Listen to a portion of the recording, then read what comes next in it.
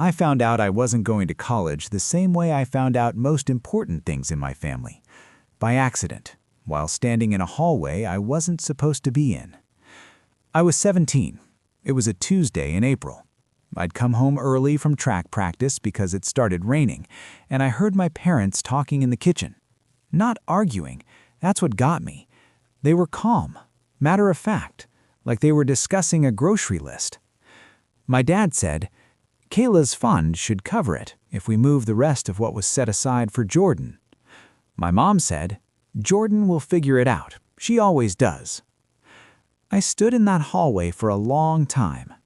Then I walked upstairs, sat on my bed, and made a decision that would quietly shape the next 7 years of my life.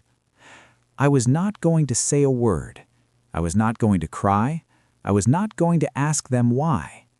I was going to figure it out, and then I was going to make sure they understood exactly what they'd thrown away. Let me back up. My name is Jordan. I'm the older of 2 daughters. My sister Kayla is 4 years younger, and from the time she was old enough to perform, and performance is exactly the right word, she had my parents completely, unconditionally, hopelessly wrapped. Kayla sang, Kayla danced, Kayla cried at the right moments and smiled at the right ones, and always, always made my parents feel like they were the most important people in whatever room she was in. She was gifted at making people feel chosen. I was not like that. I was quiet. I got straight A's, ran track, worked a part-time job at a hardware store from age 15, and mostly stayed out of the way. My parents were never cruel to me. I want to be clear about that. They fed me, they housed me, they said good job when I brought home report cards. But there's a version of neglect that doesn't look like neglect from the outside. It's the version where you're just reliable, where you've trained everyone around you to believe you don't need anything because you've never broken down and demanded it. I had trained my parents perfectly. Kayla's fund, the one my dad mentioned, was for her performing arts training. Private vocal coaches, competitions, travel, headshots, all legitimate things if your daughter has genuine talent, which Kayla did. But somewhere along the way, those expenses had ballooned, and my parents, rather than set limits, had quietly dipped into the account they'd set aside for my college education. The account with my name on it, that I'd been told my entire childhood was mine. There was $26,000 in it when I was 12. By the time I was 17, standing in that hallway, I didn't know the exact number. I found out later. $800. They'd left me $800. I did not confront them. I know everyone reading this wants me to have stormed into that kitchen. I understand the impulse. But I was 17, and I was smart, and something in me understood that if I made noise, they would make promises, and the promises would make me soft, and I couldn't afford soft. So I got to work. I applied to 11 colleges. I wrote every essay myself, at the library, on their computers, because the one at home wasn't reliable. I researched every scholarship I was remotely eligible for, and applied to 32 of them. My school counselor, a tired but kind woman named Mrs. Petrova, helped me with FAFSA and told me I had exceptional follow-through for someone your age. She didn't know the half of it. In March of my senior year, I received a full academic scholarship to a state university 4 hours away. Full tuition, a merit stipend, and a work-study position already lined up.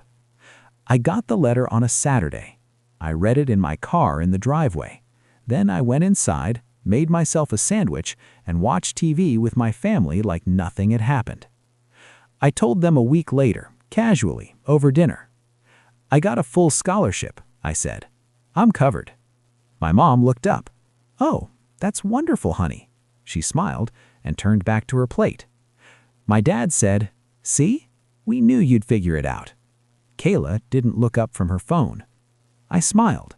I ate my dinner, and I thought, that's the last time you'll ever take something from me. University was the first place in my life where I understood what it felt like to be seen.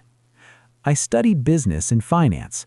I worked the work-study job, then picked up a second job, then started tutoring on weekends. I was not balanced or rested. I was building.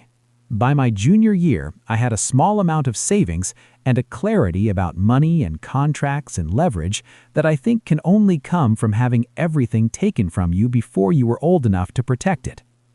I graduated in 4 years with honors and no debt, not a single dollar.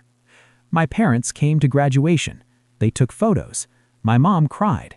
Kayla drove separately and arrived late, and my dad acted like that was fine.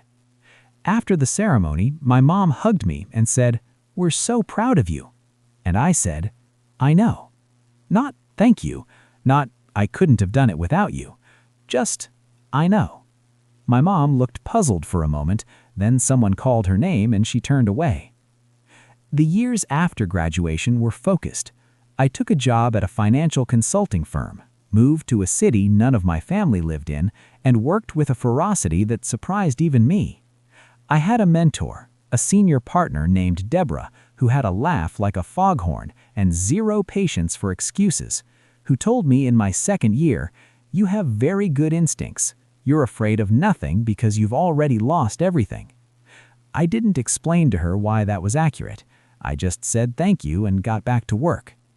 By 26, I had been promoted twice. By 28, I had a corner office, a savings account with a number in it that would have made 17-year-old me physically dizzy, and an investment property I'd purchased with my own money. By 29, I had a plan. Here's what had been happening at home while I was building. Kayla's performing arts career had not materialized in the way my parents expected. She had talent, real talent, but the industry is brutal, and she wasn't built for brutal. By her mid-20s, she'd done some regional theater, some commercial work, and a lot of waiting tables. Which is fine, there's no shame in that path, but my parents had spent an extraordinary amount of money on a dream that hadn't paid out. Their retirement savings were thin. The house, which they'd always planned to use as equity, needed a new roof and had foundation issues they'd been ignoring. My dad had reduced his hours at work. My mom had started picking up shifts at a florist, which was not something she'd done when I was growing up. I knew all of this because I had stayed just connected enough to know. A call every few weeks, Christmas sometimes. I was not cruel, I was just present at a specific, calibrated distance. And I watched, and I waited, because I knew the call was coming. It came when I was 29. My dad called on a Sunday night. He made small talk for longer than usual, which told me he was nervous. Then he said, "Your mom and I have been going through some things financially. The house needs some work, and we were wondering if you'd be in a position to help out." I let a beat of silence go by. "How much?" I said. "We're looking at around $40,000 between the roof and the foundation." $40,000. Interesting. "Dad, I can ask you something?" "Sure," he said. "Do you remember what was in my college fund when I was 17? A longer silence. "Jordan?" "I'm not angry," I said, and I meant it. I wasn't angry anymore. Anger had burned off years ago. What was left was something cooler and more precise. "I just wanted to know if you remember." "We had to make hard choices," he said.